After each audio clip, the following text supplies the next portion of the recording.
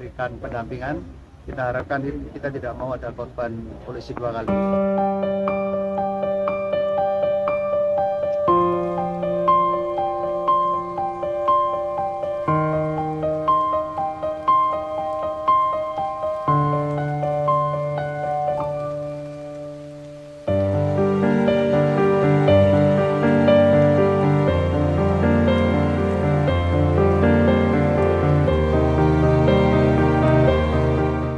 Sudah mendapatkan perhatian yang cukup serius. Kita juga sudah memberikan pendampingan.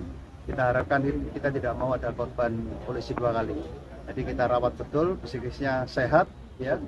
Si anak kita Dila ini, kemudian kita akan mencoba merembukan antara keluarga untuk bagaimana ke depan membesarkan anak-anaknya supaya menjadi orang yang normal, yang sehat, ya. Saya Niluh Puspa. Saksikan program-program Kompas TV melalui siaran digital, pay TV, dan media streaming lainnya. Kompas TV, independen, terpercaya.